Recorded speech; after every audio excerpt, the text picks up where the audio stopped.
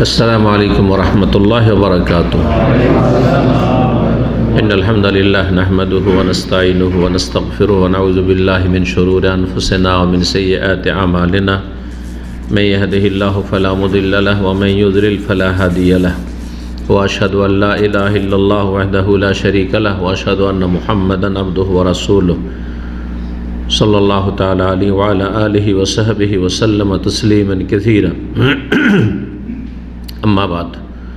সম্মানিত ভাতৃমণ্ডলী, আল্লাহ রাব্বুল আলামিনের প্রশংসা এবং নবী সাল্লাল্লাহু আলাইহি সাল্লামের উপর সালাত ও সালামের পর আজ 16ই জামাদুল উলা 1444 হিজরি মোতাবেক 10 ডিসেম্বর 2022 আমাদের সাপ্তাহিক আলোচনা প্রতি শনিবারে এই বছরে চলছে মানহাজে সালাফের কতিপয় মূলনীতি।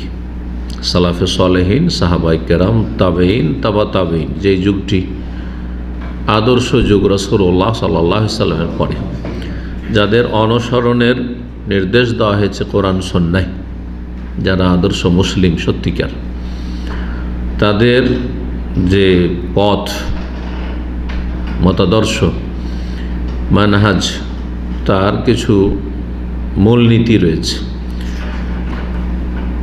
এর পূর্বে আমরা 17টি পর্ব আলোচনা করেছি। আজকে পর্ব নম্বর 18, যাতে আমরা 33 এবং 34 নম্বর মূলনীতি আলোচনা করব। পর্ব নম্বর 18তে 33 নম্বর মূলনীতি মানহাজে সালাফের আর 34 দুটো বিষয় নিয়ে আজকে আলোচনা করব। আল্লাহ রাব্বুল আলামিন যেন আমাদেরকে কোরআন সুন্নাহ ভিত্তিক সঠিক কথা বলার এবং সে অনুযায়ী চলার, আমল করার, সেদিকে আহ্বান করার তৌফিক দান করেন। সমস্ত রকমের ভুল থেকে, বিভ্রান্তি থেকে, গুমরাহি থেকে আল্লাহ বাঁচিয়ে রাখেন। যারা পথভ্রষ্ট করছে তাদের অনিষ্ট থেকে মুসলিম জাতিকে, মানব জাতিকে আল্লাহ বাঁচিয়ে রাখেন। 33 নম্বর মূলনীতি মানহাজে সালাফের, তা হচ্ছে বিভিন্ন দল উপদল যুগে যুগে যেসব জন্ম নিয়েছে, যারা সালাফে সালেহীন, সাহাবায়ে কেরাম, তাবেঈন, তাবা তাবেঈনের যে আদর্শ, সে আদর্শ বহির্ভূত দল, আংশিক অথবা পুরোপুরি যেসব ফিরকা। আর এই সম্পর্কে ভবিষ্যৎবাণী করেছেন যে বিভিন্ন দল জন্ম নিবে। এই উম্মত কত ভাগে বিভক্ত হবে? 73 ভাগে বিভক্ত হবে। তাহলে 73 ভাগ যে হবে, 73টি দল হবে, তার সবগুলি কিন্তু পথভ্রষ্ট একটি ছাড়া। এটাও নবী সাল্লাল্লাহু আলাইহি ওয়াসাল্লাম বলেছেন, কুল্লুহুম ফিন্নার ইল্লা ওয়াহিদা, সবগুলি জাহান্নামে যাবে, স্থায়ী অস্থায়ী যাই হোক, একটি দল ছাড়া। তার মানে একটি দলই শুধু সাহাবায়ে কেরাম, তাবেঈন, তাবা তাবেঈন, এই আদর্শ যুগের অনুসারী।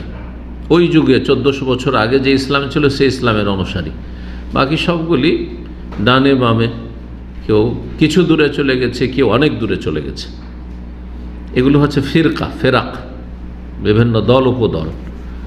সেগুলি আকীদার ক্ষেত্রে পথভ্রষ্ট হোক অথবা আরও বিভিন্ন বিষয়ের ক্ষেত্রে, হয়তো ফিকহি মাসলা নিয়ে বাড়াবাড়ি করে চরমপন্থা অবলম্বন করে হোক, সেটা বিভিন্নভাবে হতে পারে।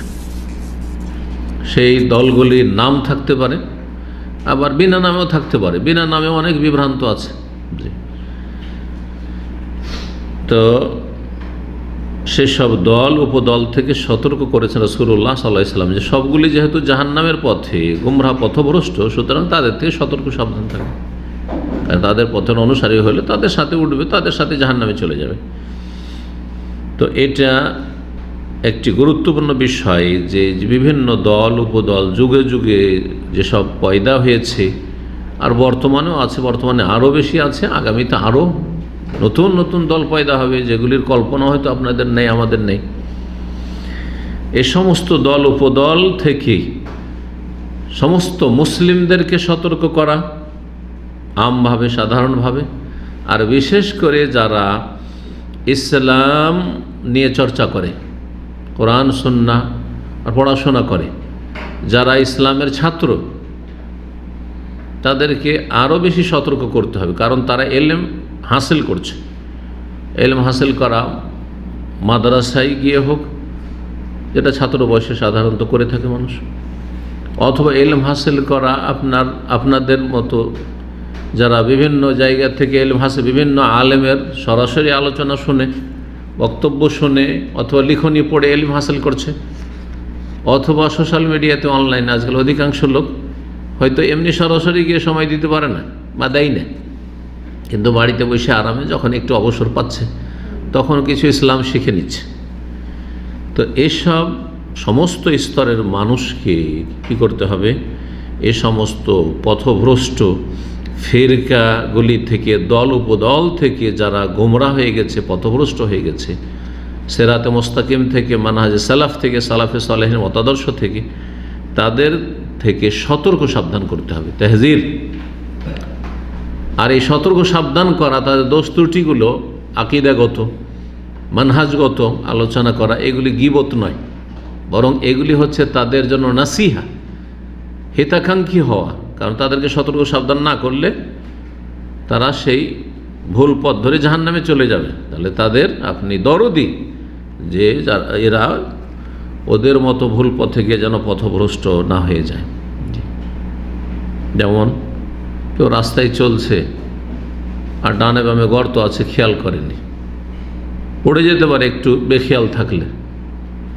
তো আগে পিছিয়ে যেসব লোকের আছে সতর্ক করবেন না, যারা বুঝতে পেরেছেন যে ডানে বামে গর্ত আছে, অথবা সামনে দেখছেন যে সাপ আছে, সতর্ক করবেন না যে সাবধান, হ্যাঁ হিংস্র পশু আছে সাবধান। জি, তো যদি দুনিয়ার কিছু ক্ষয়ক্ষতি থেকে বাঁচার জন্য সতর্ক সাবধান করা, আপনি সতর্ক হয়েছেন আর আপনার আশেপাশে যারা হাঁটছে সতর্ক নয়, জরুরি সতর্ক সাবধান করা যান বাঁচাবার জন্য, ক্ষয়ক্ষতি থেকে, দুর্ঘটনা থেকে বাঁচাবার জন্য। তাহলে জাহান্নামের গর্ত থেকে বাঁচাবার জন্য সতর্ক সাবধান করতে হবে না? এসব বিভিন্ন ফিরকাগুলি যে বেরিয়েছে, বাতিল ভ্রান্ত দলগুলো বেরিয়েছে, সেগুলোতে সতর্ক না করলে সেই দলে ভর্তি হয়ে গিয়ে জাহান্নামে চলে যাবে, জান্নাতের রাস্তা হারিয়ে ফেলবে। তো সেই জন্য বলছেন তাহযীরুত-তুল্লাব মিনাল আহজাব, বিভিন্ন যে দল উপদল সেগুলি থেকে সতর্ক সাবধান করা। এমনকি যে গণতান্ত্রিক রাজনৈতিক দল, সেগুলি থেকে সতর্ক সাবধান করা জরুরি। এ নয় যে একটা পক্ষ নেবেন না, আরে তুলনামূলক তো এটা ভালো, ওইটা ছিল এক। সেই আমাদের সমাজে কিন্তু আলেম সমাজ আছে এইরকম, তাদের দ্বারা কোনো কাজ হবে না। যারা এসব ভ্রান্ত মত এবং পথের অনুসারী, তাদের সাথে তুলনা করে বলছে এটার চাইতে এটা ভালো, সবগুলি তো বাতিল, সবগুলি বিভ্রান্ত। তাহলে এইসবের পেছনে ছোটা থেকে আর এসবের সাথে সহযোগিতা করা থেকে সতর্ক সাবধান করতে হবে। যদি এভাবে সতর্ক সাবধান করা হয় মুসলিম জাতিকে, তাহলে তারা ক্ষতিগ্রস্ত হবে না দুনিয়া আখেরাতে। যারা ক্ষমতা দখল করে তারা গিয়ে লড়াই করুক, আপনার বোকার মতো গিয়ে লড়াই করছেন কেন? হ্যাঁ, কিছু চুষার জন্য, কিছু হাড়হাড্ডি চুষতে পাবেন, সামান্য কিছু। অথবা আপনারা আসলে অপরাধী, হ্যাঁ বিভিন্ন অপরাধে জড়িয়ে আছেন, এখন কেস কাজ ঝামেলা থেকে বাঁচতে হলে ওরা কি ধরতে হবে ওই নেতাগুলোকে, যার ফলে ওদের জন্য আপনি জান মালের সব কিছু রিস্ক নিচ্ছেন। এই হচ্ছে দুনিয়ার গরজে আসলে এগুলি করে। তো এ সমস্ত আহজাব হিজবের বহু বচন, দল উপদল, সে দল উপদল যে কোনো রকমের হোক, বাস সিরাতে মুস্তাকিমের কোরআন শোনার অনুসরণ বাদ দিয়ে যতগুলি দল পয়দা হয়েছে সবগুলি থেকে সতর্ক সাবধান করা, যেগুলি আল্লাহ থেকে দূরে করে দিবে, আল্লাহর দিন থেকে দূরে করে দিবে, জান্নাত থেকে দূরে করে দিবে, জাহান্নামের কাছে করে দিবে। আপনি বলেন যে এইসব দলের পিছনে ছুটে জান্নাতের কাছে যাবেন না দূরে হয়ে যাবেন? দূরে হয়ে যাবেন। আপনার দ্বারা কারো ক্ষয়ক্ষতি হবে, হ্যাঁ আপনার দ্বারা কেউ কষ্ট পাবে, তো জান্নাতের কাছে হইলেন না দূরে হয়ে গেলেন? জান্নাত থেকে দূরে হয়ে গেলেন আপনি। সহজ ভাষায় বুঝেন। ধর্মীয় যেসব দল বিশেষ করে, কারণ দুনিয়াবী দল তো অনেকে বুঝছেন, হয়তো দুনিয়ার স্বার্থে করছেন, কিন্তু বুঝছেন যে এগুলো করে তো আমার একটা নেকি নেই, ভালো করে বুঝছেন। কিন্তু যেগুলো ধর্মীয় দল উপদল ফিরকা, এগুলি সম্পর্কে কিন্তু অনেকে মনে করছে যে এই দলে গেলে অনেক সওয়াব হাসিল করবো, জান্নাতে যেতে পারবো। উদাহরণ দিয়ে নাম না ধরে বললে তো বুঝবেন না আলোচনাগুলি, সুতরাং নাম ধরার প্রয়োজন রয়েছে। ধরেন কেউ তাবলীগ জামাতে, যে গোমরা ফিরকা, গোমরা দল, পথভ্রষ্ট দল, তাবলীগ জামাতে সাথে জড়িত, সতর্ক সাবধান করতে তাবলীগ জামাত থেকে। তাদের আকীদায় সমস্যা আছে, শিরকি আকীদা আছে, বেদাতি আকীদা আছে, মিথ্যা কিচ্ছা কাহিনী আছে। তাদের এই তাবলীগ জামাত 80-90 বছর বয়স যে জামাতের, চিল্লার জামাত, সেই জামাত হচ্ছে আসলে স্বপ্নের উপর ভিত্তি করে স্বপ্নের ধর্ম। সতর্ক সাবধান করতে হবে। এটা একটা উদাহরণ হলো। কারণ বর্তমান যুগে যেসব দল সবচেয়ে বেশি ক্ষতি করছে তার একটি গুরুত্বপূর্ণ দল হচ্ছে এই তাবলীগী জামাতের বেদাতি জামাত। আর একটি জামাত হচ্ছে মওদুদি জামাত, জামাত ইসলামী, ইখওয়ানি জামাত। মেসর আর সিরিয়া ইত্যাদি সব দেশে, আরব দেশগুলিতে ইখওয়ানি জামাত, ব্রাদারহুড। আর ভারত, বাংলাদেশ, পাকিস্তানে জামাত ইসলামী, মওদুদির জামাত। এগুলো থেকে সতর্ক সাবধান করতে হবে। কারণ এরা ইসলামের অপব্যাখ্যা করে মানুষকে ধর্মের নামে বিভ্রান্ত করেছে, পাপের কাজ করছে, গুমরাহিতে আছে। সাহাবায়ে কেরাম, তাবেঈন, তাবা তাবেঈন আদর্শ থেকে দূরে সরিয়ে আচার বলছে যে এই দলে ভর্তি হলে জান্নাত অবধারিত। আপনি একটা ভোট দিবেন আমাদের দলকে, আপনি এটাই জেহাদ করলেন। বলছে না জেহাদের ব্যাখ্যায়? জি। দিন কায়েম আপনার নামাজ রোজা হজ যাকাত করে হয় না যতক্ষণ পর্যন্ত আপনি ক্ষমতা দখল না করবেন। এই অপব্যাখ্যা করে না? এটাই অপব্যাখ্যা তাদের। সুতরাং এইসব দল থেকে সতর্ক করা জরুরি। জঙ্গি যতগুলি দল আছে এরা জঙ্গিদের পৃষ্ঠপোষক, কিন্তু সরাসরি সামনে এরা না থাকলেও পেছনে আছে। কিন্তু সরাসরি যারা জঙ্গি দল, যতগুলি জঙ্গি দল, সে হারকাতুল মুজাহিদিন, হারকাতুল আনসার, আর তালেবান হোক, আর অমুক আর তমুক, যেই দলই হোক, সতর্ক সাবধান করতে হবে। হ্যাঁ, বিভিন্ন দেশে বিভিন্ন নামে অথবা কোনো নাম ছাড়াই জঙ্গি চিন্তা চেতনা। নাস্তিক, এর সব মুসলিমদেরকে নাস্তিক বলে, আর মারো ধরো, তাই না? গোলা বারুদদের কাজ তাদের, উড়িয়ে দেওয়া, ইত্যাদি ইত্যাদি। কোথাও বোমা পেতে রাখা, বোমা তৈরি করা, এসব যারা করছে, এসব পথভ্রষ্ট খারেজি, খাওয়ারেজেরা, চরমপন্থী, এইসব দল থেকে সতর্ক সাবধান করা ফরজ। না হলে জাতি মনে করি এরা তো জেহাদ করছে, আর এরা তো বসে বসে আরামে খাচ্ছে। আলেম ওলামারা বসে বসে ফতোয়া দিচ্ছে, বসে বসে ওয়াজ করছে। এরা কি করছে? আসল তো ঝুঁকি নিচ্ছে কারা? এই জঙ্গিগুলো, যেগুলোকে বলছে যে এরা জেহাদ করছে। না, জেহাদ করে না, ফাসাদ করছে, দেশে অশান্তি সৃষ্টি করছে। সুতরাং তাদের থেকে সতর্ক সাবধান করা জরুরি। এখন কি আব্দুর রহমান আর এই দল আর বাংলা ভাই থেকে সতর্ক সাবধান করবে না? ফরজ সতর্ক সাবধান করা। তারা চলে গেছে, কিন্তু তাদের অনুসারী ভক্ত কিছু থাকতে পারে আপনার সমাজে, সতর্ক সাবধান করতে হবে। এখন আছে জঙ্গি মনোভাব, তাদের সতর্ক সাবধান করতে হবে।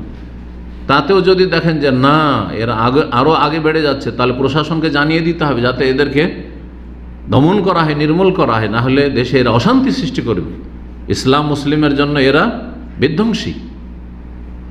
তো এই বিষয়টি অত্যন্ত গুরুত্বপূর্ণ। বিভিন্ন দল থেকে সতর্ক সাবধান করা ফরজ, এবং সতর্ক সাবধান করতে হবে এই জন্য যাতে করে ওই প্রতারিত না হয় মানুষ। ইসলামী বেশভূষা ধরে আসছে, আরে এত কষ্ট করে তারা বনে জঙ্গলে গিয়ে তারা অস্ত্রের ট্রেনিং করছে ইসলাম রক্ষা করার জন্য, ইসলাম কায়েম করার জন্য। এসব চমৎকার চমৎকার কথা আছে, বড় ফিতনা এগুলো। আল্লাহ হেফাজত করুন, আল্লাহ হেফাজত করুন। একটি হাদিস নিয়ে এসেছেন বুখারী মুসলিম, হাদিস রয়েছে হুযায়ফা রাদিয়াল্লাহু তাআলা আনহু থেকে, লম্বা হাদিস। তিনি বলছেন যে কানান নাসু ইয়াসআলুনা রাসূলুল্লাহ সাল্লাল্লাহু আলাইহি ওয়াসাল্লাম আনিল খাইর। সমস্ত সাহাবায়ে কেরামগণ প্রায় নবী সাল্লাল্লাহু আলাইহি ওয়াসাল্লামকে জিজ্ঞেস করতেন ভালাই সম্পর্কে, মঙ্গল সম্পর্কে, ভালো দিকগুলো, পজিটিভ দিক। ইয়া রাসূলুল্লাহ, এটা কি হবে, এটা কি হবে, এটা কি হবে, ভালো দিকগুলো জিজ্ঞেস করতেন। কিন্তু হুযায়ফা বলছেন ওয়াকুনতু আসআলু আনিশ শার, আমি মন্দ দিক জিজ্ঞেস করতাম, নেগেটিভ। ভালো দিক আর মন্দ দিক।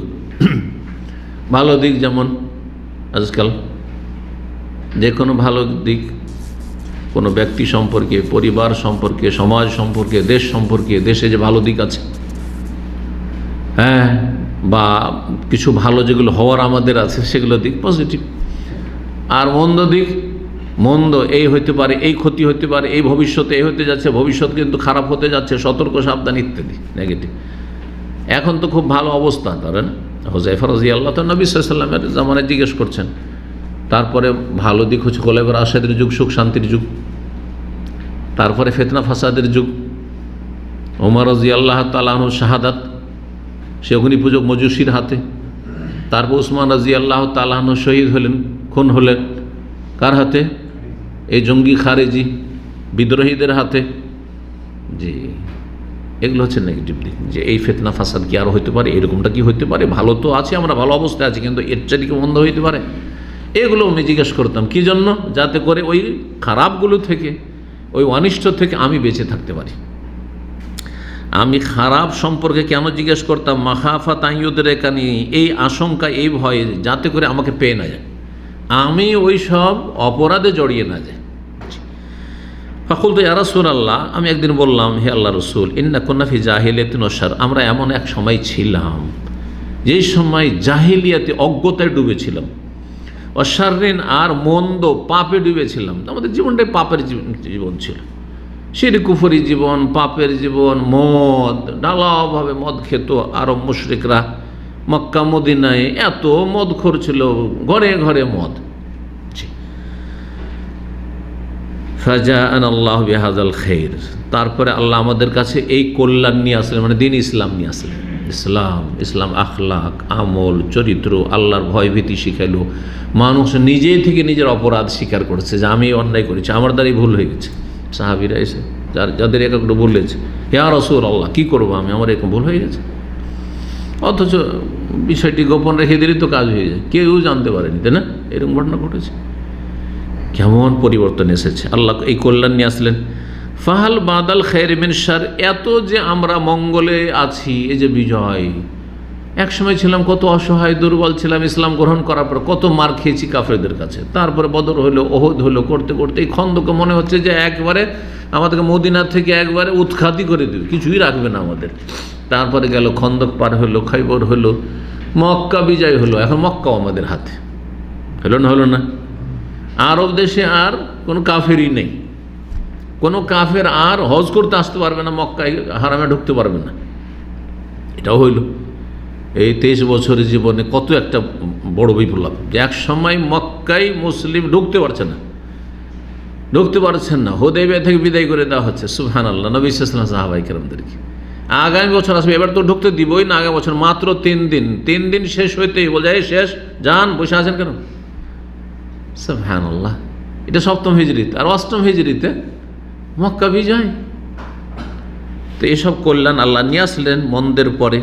কিন্তু এই ভালাইয়ের পরে, এই মঙ্গলের পরে কি আবার মন্দ আসতে পারে, অমঙ্গল আসতে পারে, অকল্যাণ আসতে পারে? বলছে হাল বাদা হাযাল খাইরি ফাজাআনা আল্লাহু বিহাযাল খাইর ফাহাল বাদাল খাইর মিন শার, এরপরে কি মন্দ আসতে পারে, অবস্থা খারাপ হইতে পারে? এখন যে খারাপ অবস্থা, মনে হচ্ছে যে যদি দেখা যায় এভাবে যদি পরিবর্তন চলে আসে, তাহলে এর চাইতে ভালো হয়ে যাবে। কিন্তু এটাকে আপনি নিশ্চিত? বরং বেশি সম্ভাবনা যে এর চাইতে আরও খারাপ হয়ে যাবে। আল্লাহ হেফাজত করে, বাস আল্লাহ কাছে সবসময় দোয়া করতে হবে, রব্বে সাল্লিম, আল্লাহ বাঁচিয়ে রাখো, বাঁচাও। জিজ্ঞেস করছেন যে ভালোর পরে কি মন্দ হবে? কালার নাম, হ্যাঁ, এই নয় যে তোমরা সব আরব দেশে এখন সব মুসলিম আর কোনো রকম কিছু হবে না, এরপরে মন্দ আবার আসবে। তখন বলছেন হুযায়ফা, হাল বাদা হাযা শাররি মিন খাইর, আচ্ছা ভালোর পরে মন্দ আসবে শুনলাম, কিন্তু মন্দর পরে আবার কি ভালো আসবে? মানে এমন কোনো পরিবর্তন আসবে যে ভালোর দিকে যাবে, এমনটা হবে? কালার নাম, হ্যাঁ ভালো হবে, কিন্তু সেই ভালোতে কি থাকবে? অফিহে দাখানুন, কিছু ভেজাল থাকবে, ভালো তো ভেজাল থাকবে। এর ব্যাপক বা বিভিন্ন দিকে ব্যাখ্যা যেতে পারে, ব্যাপক ব্যাখ্যা হতে পারে, বিভিন্ন দিকে ব্যাখ্যা যেতে পারে। দেখেন খোলাফায়ে রাশিদিনের যুগটা, প্রথম যুগটা কত সুন্দর যুগ থাকলো, আর তারপরে আলী উসমান রাদিয়াল্লাহু তাআলা শহীদ হওয়ার পরে আলী রাদিয়াল্লাহু তাআলা খলিফা হইলেন, কিন্তু একদল বায়াত করতে রাজি হলেন না। এখানেই আপত্তি শুরু হলো। কেন? তাদের কিছু অজুহাত ছিল। আর তারপরে আলী রাদিয়াল্লাহু তাআলার দল থেকে এক দল বেরিয়ে গেল, তারা নিজেরা জঙ্গি হয়ে গেল। হ্যাঁ, আলীকে কাফের বলে ফতোয়া দিল, মাওয়াও কাফের, সব কাফের, ওরাই শুধু মুসলিম। এই প্রথম জঙ্গি বেরোলো, যারা আজকাল ঢালাওভাবে কাফের বলে সরকারি কর্মকর্তাদেরকে। হ্যাঁ, অফিস আদালতে যারা কাজ করে, হ্যাঁ, সরকারের সহযোগিতা করে, ধরেন আমলা, তাদেরকে করে না। তো এদের কিন্তু পূর্বপুরুষরা আলী রাজের জামানাতে বেরিয়েছে। তো দেখেন, ভালোর যুগে ভালোর পরে খারাপ আসলো। আচ্ছা, খারাপের পরে ভালো এসছে, ওমর বিন আব্দুল আজিজ রহমতুল্লাহ আলাইহির যুগে ভালো এসছে। তারপরে ধরেন অনেক দিনের কাজ হয়েছে, এক যুগ আসলো আইম্মা মুহাদ্দিসিনদের যুগ, ইমাম বুখারী, মুসলিম, আবু দাউদ, নাসাই, তিরমিজি, ইবনে মাজাহ, আবু হানিফা, শাফি, মালিক, আহমদ। এই যুগগুলি কিন্তু 100-150 বছরের ভিতরে, 100-150 বছর। এগুলো কত ভালো দিক, কিন্তু এই ভালোর মধ্যে কিছু ভেজালও ছিল ওই যুগে। ভেজালের মধ্যে ছিল যে বিভিন্ন বাতিল ফিরকা, কাদরিয়া ওইদিকে বেরিয়ে, বাসরাতে তকদির অস্বীকারী কাদরিয়া বেরিয়ে গেল। আর একদিকে বলছে যে জাবরিয়া, যারা কাদরিয়া তকদির অস্বীকার করা, বলছে তকদিরই সব কিছু, আমরা কিছুই করতে পারি না, আমাদের পাথরের মতো। হ্যাঁ, বেরিয়ে গেল মুতাজিলা ইমাম আহমদ রাহিমাহুল্লাহর যুগে, বা সেই যুগের রাজাকে, আব্বাসী রাজাকে কনভিন্স করে নিল। আর তারপরে কত জুলম অত্যাচার চালালো, অত বড় মুহাদ্দিস, হাদিসের খেদমত হয়েছে, এদিকে জুলম অত্যাচার হচ্ছে, এদিকে মুতাজিলা, খারিজি বেরোলো, মুতাজিলা বেরোলো, বিভিন্ন জামিয়া বেরোলো, কত রকম ফিরকে বেরোলো। তারপরে আশারি মাতুরিদি বেরোলো, সুফিরা, পীর মুরিদের ব্যবসা শুরু হয়ে গেল। তারপরে জি হ্যাঁ, তো ভালোর মধ্যে কি হবে, ভালো মন্দের পরে ভালো আসবে, কিন্তু সেই ভালোতে ভেজাল থাকবে। ভালোতে ভেজাল আছে। আজকাল ধরেন যারা সহি আকিদার, এই ভালোতেও ভেজাল আছে। সহি আকিদার ওলামা আর বক্তা আর দায়ীর লেবাস পোশাক পরে, আর তারপরে দেখা যাচ্ছে যে আরে গরজ তো আসলে দাওয়াত নাই, গরজ হচ্ছে ধর্ম ব্যবসা। ভিতরে দালাল ঠিক করে রেখেছে যে আমি কথা বলবো না, কাস্টমার যে আমার ডেট নেবে তার সাথে কথা বলবে, তোমার জন্য 10,000, বাকি আমার জন্য 40,000। ও দালাল ফিট করা আছে বক্তাদের। ভালো করে যারা পেশাদার বক্তা, তাদের খোঁজ নিয়ে দেখবেন, ওদের দালাল ফিট করে, আমার সেক্রেটারির সাথে কথা বলবেন। আমাদের সেক্রেটারি লাগে না, কিন্তু এখন পর্যন্ত আমাদের আশেপাশে যারা আছে, আমাদের কোনো সেক্রেটারি আছে যে আমার সাথে সরাসরি কথা বলতে পারেন, আমাকে হোয়াটসঅ্যাপে মেসেজ দিতে পারবেন না? হ্যাঁ, আমার সেক্রেটারির সাথে যোগাযোগ করেন, আছে নাকি? কোনো বিষয় নেই। কিন্তু দেশীয় বক্তাদের সবার দালাল বলেন আর সেক্রেটারি বলেন আছে, ওর একটা পার্সেন্টেজ আছে, সব খবর আছে। তো এই ভালোর মধ্যে ভেজাল আছে। মাদ্রাসা করছে, মসজিদ করছে, এদিকে নিজের ভাগটা বড় করে রেখেছে। কেউ গরিব নেই মাদ্রাসা মসজিদ করতে গিয়ে, নিজেরটা ঠিক আছে। এদিকে আকিদা ঠিক আছে, কিন্তু রুজি ঠিক নেই, রুজি হারাম, অফিয়ে দেখান, ভেজাল আছে। বুঝতে পেরেছেন?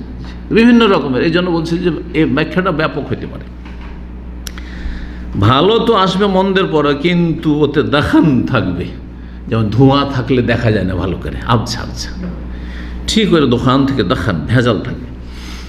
তো সাহাবী বুঝতে পারলেন না দেখান কি জিনিস, বলছে অমা দেখান হু, ভেজালটা কিসের? তাহলে কওমন, এমন এক জাতি আসবে, ইয়াস্তান্নুনা বিগাইরি সুন্নতি, তারা আমার আদর্শ বাদ দিয়ে অন্য কোনো তরিকার অনুসারী হবে।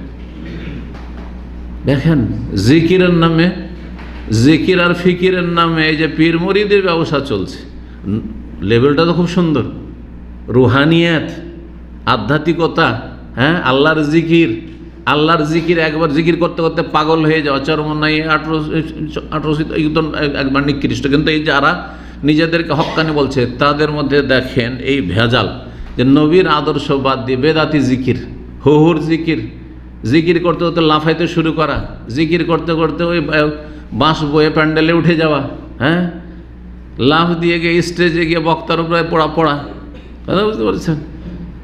দেখেন, ইসলামের লেবাস পোশাক পরে এই ভণ্ডামির শেষ নেই। এইগুলিকে বলা হয়েছে দাখান, ভেজালযুক্ত ইসলাম। কওমুন ইয়াস্তান্নুনা বিগাইরি সুন্নতি, এমন জাতি আসবে যারা আমার আদর্শ বাদ দিয়ে অন্য আদর্শের অনুসারী হবে।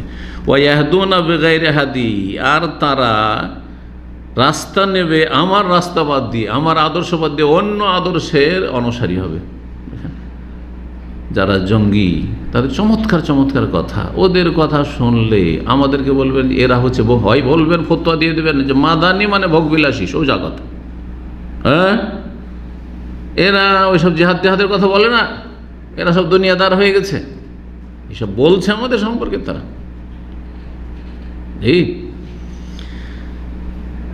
কিন্তু আসলে নবীর আদর্শের অনুসারী নয়, হাওয়ার অনুসারী। তারিফু মিনহুম ওয়া তুনকিরু, তাদের কিছু ভালো দেখবে মন্দও দেখবে। তাবলীগ জামাত আর জামাত ইসলামের ভালো নাই, ভালো দেখবে মন্দও দেখবে। যেদিকে বলছে যে আমরা ইসলাম চাই দণ্ডবিধান চাই, কথাগুলি তো ভালো, কিন্তু রাস্তাটা হচ্ছে ওই রকমই। যেমন এর আগে আমি অনেকবারই বলেছি যে চুরি করে দান খায়রাত করা, চুরি করে ডাকাতি করে দান খায়রাত করা, দান খায়রাত করা তো সবের কাজ। কিন্তু কেউ যদি মানুষের বাড়ি থেকে ডাকাতি করে দান করে, যা ডাকাতি করলো রাত্রে সকালবেলা দান করে দিল, কাজটা সবের নাকি? তো ওই রকমই দণ্ডবিধান দেশে কায়েম হোক রাষ্ট্রীয়ভাবে, এটা তো ইসলাম।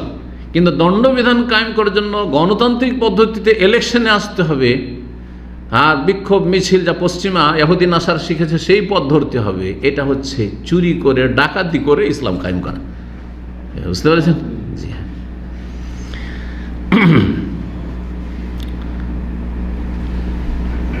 তারপরে বলছেন ফাকুলতু, হুযায়ফা বলছেন হাল বাদা যালিকাল খাইর মিন শার, কয়েকবার করে জিজ্ঞেস করছেন, আচ্ছা আবার যে ভালো আসলো, যে ভালোতে ভেজালও আছে, এই ভেজাল যুক্ত ভালোর পরে মন্দও আসবে নাকি, মানে এরপরে আরও খারাপ কিছু আসবে? তো বলছেন হ্যাঁ আসবে। নাম 1400 বছরে কিন্তু অনেক প্রায়গুলো হয়ে গেছে, কিন্তু হয়ে গেছে। এখন শোনেন আসল, বলছেন নাম এই ভালোর পরে দ্বিতীয়বার যে ভালো আসলো তারপরে আবার যে মন্দ আসবে সেটা কেমন? কালা না, হ্যাঁ অবশ্য দুআতুন আলা আবওয়াবে জাহান্নাম, এমন কিছু লোক আসবে যারা জাহান্নামের দরজায় দাঁড়িয়ে দাঁড়িয়ে ডাকবে, আসো জাহান্নামে আসো, জাহান্নামের দিকে আসো। এই বলে ডাকলে কেউ যাবে নাকি?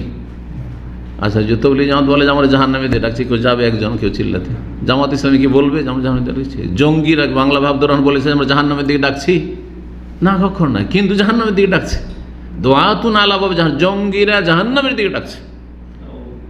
পীর মুরিদের ব্যবসায়ীরা মুরিদ হতে বলছে, জাহান্নামের দিকে ডাকছে। এরা হচ্ছে দুআতুন আলা আবওয়াবে জাহান্নাম, জাহান্নামের দিকে ডাকছে।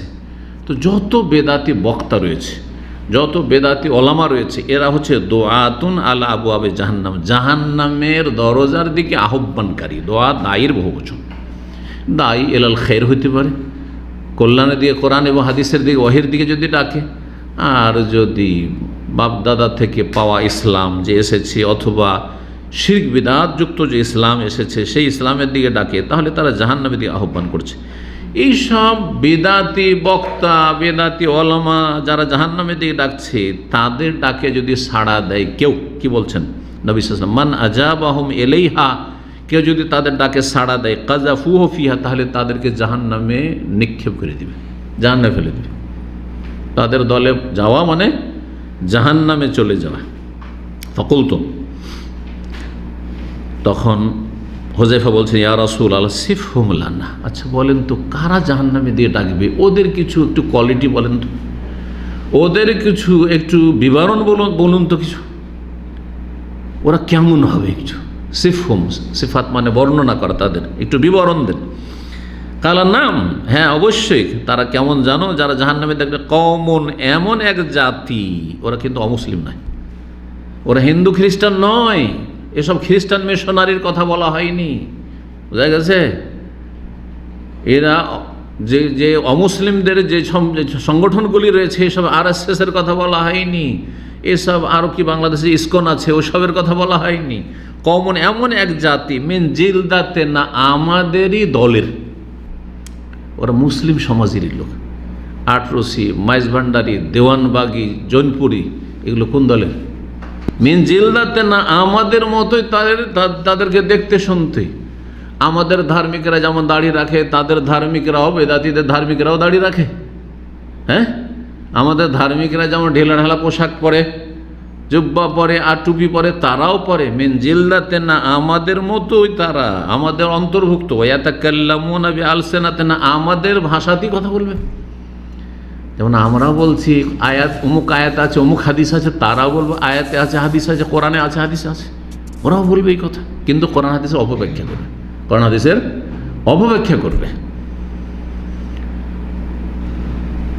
যেমন বাংলাদেশে একটা কিতাব ছেপেছে, পীর ধরার অকাট্য দলিল আছে, এরকম বই, পীর ধরার অকাট্য দলিল।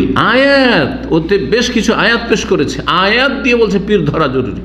পীর না ধরলে আপনার পীর শয়তান, যার পীর নাই তার পীর শয়তান। দেখলেন, আমাদের মধ্যেকার লোক আমাদের মতোই কথা বলবে, ইসলামের ভাষায় কথা বলবে, তাদেরও ইসলামিক ওয়াজ হবে, কিন্তু তারা ইসলাম থেকে অনেক দূরেই।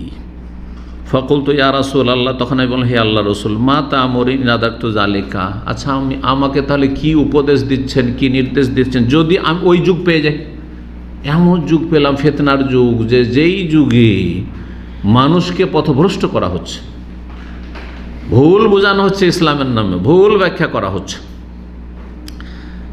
নবী সাল্লাল্লাহু আলাইহি ওয়াসাল্লাম কি বলছেন শোনেন, কি করবেন, করণীয় কি? আল্লাহ তালজামু জামাতাল মুসলিমিনা ওয়া ইমামাহুম, তখন তোমরা মুসলিম দলকে আঁকড়ে ধরবে, মুসলিম দলে থাকবে।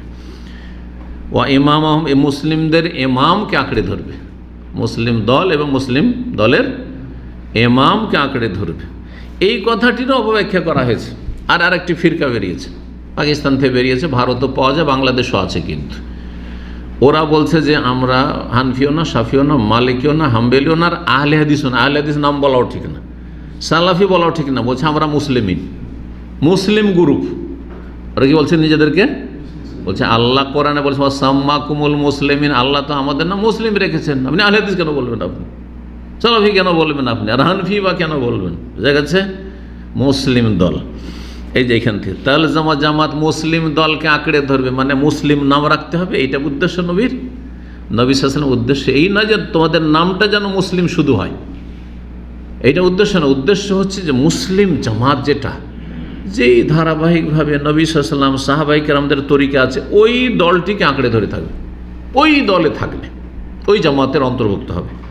আর তাদের ইমাম মানে কি এর আগে আলোচনা করেছি। ইমাম হচ্ছে দুই রকম, ছোট ইমাম আর বড় ইমাম।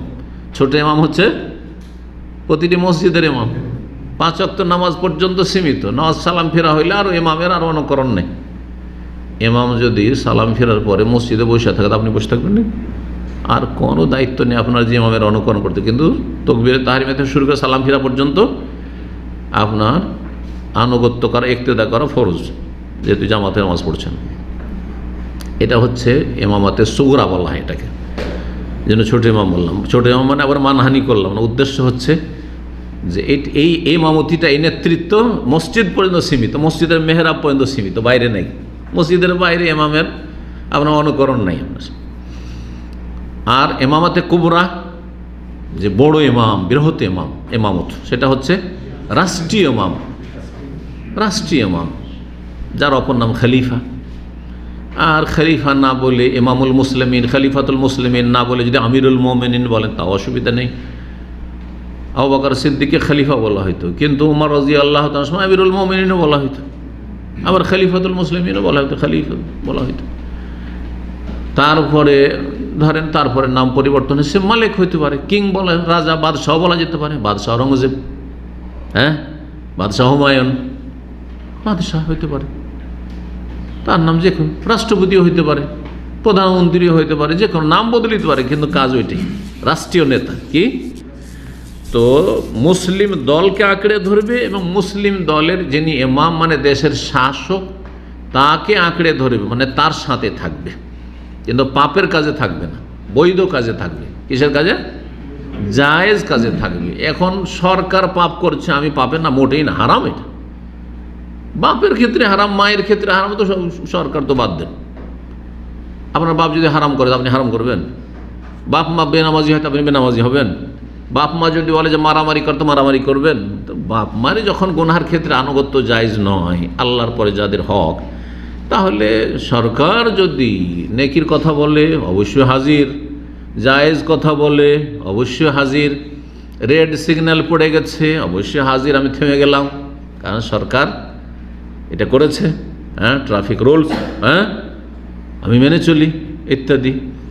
সরকার বলছে যে নিরাপত্তার জন্য আজকে বের হওয়া যাবে না, তো বের হবে না, ঠিক আছে, ঠিক আছে,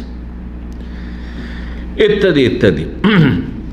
কিন্তু হারাম কাজে নয়। লা তাআতা লি মাখলুকিন ফি মাসিয়াতিল খালিক। অন্য একটি হাদিস রাসূলুল্লাহ বলেছেন কোন সৃষ্টির আনুগত্য জায়েজ নয় আল্লাহর নাফরমানি করে, গুনার কাজ করে। মুসলিম জামাতকে আঁকড়ে ধরবে এবং মুসলিমদের শাসককে আঁকড়ে ধরবে। মুসলিম জামাতের বিপরীত হচ্ছে কি?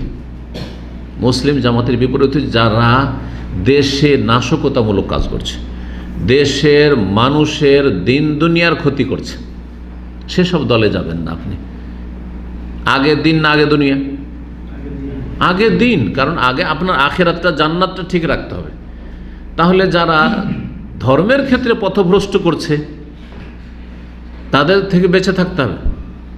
যারা দুনিয়ার ক্ষেত্রে দেশের জন্য ক্ষতি সাধন করছে, যেমন জঙ্গি যারা, চরমপন্থী যারা, দেশের যারা বিভিন্ন রকমের ক্রাইমে জড়িত, দেশে ডাকাত আছে, রাজধানী করে বেড়াচ্ছে, আরও বিভিন্ন অপরাধে ক্রাইমে জড়িয়ে আছে, সামাজিক অপরাধে জড়িয়ে আছে, তাদের সাথ দেবেন না আপনি, তাদের সাথ দেবেন না। মুসলিম শাসকের সাথে থাকবে এবং মুসলিম জামাতের সাথে। মুসলিম জামাত মানে দেশে যে মুসলিম দল রয়েছে যারা শাসকের সাথে অনুগত, শাসকের বিরুদ্ধে বা দেশের বিরুদ্ধে নাশকতামূলক কাজ করে না, সেই দলের লোক হবেন আপনি। এটা হচ্ছে উদ্দেশ্য, এটা হচ্ছে উদ্দেশ্য। তো আসল তাহলে কোরআন এবং হাদিসে যে জামাত বলা হয়েছে সেটা রাষ্ট্রীয় জামাত। কোন জামাতকে উদ্দেশ্য করা হয়েছে? রাষ্ট্রীয় জামাতকে উদ্দেশ্য করা হয়েছে। এছাড়াও আরেকটি জামাত হতে পারে, সেটা হচ্ছে আকিদা মানহাজের জামাত, আকিদার ক্ষেত্রে এবং মতাদর্শের ক্ষেত্রে জামাত। যেমন কোরআন সুন্নাহর অনুসারী সালাফি বা আহলুল হাদিস, যারা কোরআন সুন্নাহকে মানে সাহাবায়ে কেরামদের তরিকায়, হ্যাঁ, এটা হচ্ছে আকিদা এবং মানহাজের জামাত। সেই জামাতের সাথে থাকবো, বেদাতের সাথে থাকবো না। সেই জামাতে থাকবো, বেদাতের সাথে থাকবো না। কিন্তু তাদের ইমাম মানে এই নয় যে ধরেন এই সংগঠনের আমির অথবা সেই সংগঠনের সভাপতি সাহেব, সেই সংগঠনের সেক্রেটারি জেনারেল সাহেব, না, তার নাম ইমাম আসলে না, তিনি ইমাম না, তার আনুগত্য ফরজ নয়। কথা বোঝা গেছে? তবে একটি জামাত যদি হয় দেশের, একটি জামাত আকিদা মানহাজের একটি জামাত, সেটা আলাদা কথা। কিন্তু যে যখন দেখবেন যে দেশে একই আকিদা একই মানহাজের কিন্তু দুটো তিনটে জামাত আছে না নেই, নাম বলার কোনো প্রয়োজনই করে না, আপনারা বেশি বুঝছেন, তখন যদি বলেন না আমাদের আমির সাহেবের আনুগত্য করতে হবে আর আমাদের সংগঠনের অন্তর্ভুক্ত, কারণ আমাদের সংগঠনটা সালাফি সংগঠন, তো আপনার পাশে তো আরেকটা আছে, তো কোনটাতে যাব? তো আপনার তো দুই ভাগে, তাহলে বোঝা গেল যে হ্যাঁ এইটাও ফরজ না আর ওটাও ফরজ না, এই দল করাও ফরজ না, যদিও আহলে জমিয়ত আহলে হাদিস বা আন্দোলন আহলে হাদিস, কিন্তু এটাও করা ফরজ না, এটাও করা ফরজ নয়। কিছু শর্তের সাথে জায়েজ হতে পারে, ভালো কাজ হতে পারে, কিন্তু কিছু শর্তের সাথে। ওই শর্ত না থাকলে আবার যদি গুনহার দিক থাকে তাহলে আপত্তিকর হইতে পারে। আর এই বিষয়ে বিভিন্নবার বলেছি, সুতরাং আর অন্যদিকে বলতে যাচ্ছি না, এতটাই যথেষ্ট। কিন্তু রাষ্ট্রীয়ভাবে একটা দেশের দুটো সরকার কখনো থাকে? তাহলে হাদিসের উদ্দেশ্য হচ্ছে রাষ্ট্রীয় জামাত। কারণ একটা দেশে পৃথিবীতে দুটো সরকার কখনো থাকেনি, থাকতেও পারে না, অসম্ভব কথা। যদি হয় দুটো সরকার, তার মানেই এখানে শান্তি নেই, অশান্তি আছে, হ্যাঁ, বিশৃঙ্খলা আছে, দেশে স্থিতিশীলতা নেই। যেমন আফগানরা রাশিয়াকে তাড়িয়ে দেওয়ার পর আপোষে লড়াই করতে থাকলো, আর এই পক্ষ মুসলিম পক্ষ মুসলিম, আর কয়েক দল এক অপরকে যে যেখানে যাকে পায় খুন করতে থাকে। ছিল কি ছিল না এরকম অবস্থাটা? একটি দেশে দুটো রাষ্ট্রীয় ক্ষমতা কখনো থাকতে পারে না, কখনো থাকতে পারে না। তো এইখানে হাদিসে তাহলে জামাতুল মুসলিমিন মানে দেশের রাষ্ট্রীয় জামাত, আর ইমামুল মুসলিমিন মানে দেশের রাষ্ট্রীয় নেতা, দেশের রাষ্ট্রীয় নেতা। আপনি দেশের সাথে থাকবেন, দেশের বৃহৎ স্বার্থ, দেশের শান্তি, দেশের উন্নতি, হ্যাঁ, দেশের জনগণের সুখ শান্তি, হ্যাঁ, সর্বস্তরের মানুষ সুখে থাক আর ভালো থাক আর হালাল খাক, নিরাপদ থাক, কোনো রকমের যেন ফিতনা ফাসাদ দেশে না থাকে, এটা সবাই চাইবেন একজন নাগরিক হিসাবে, ভালো মানুষ হিসাবে।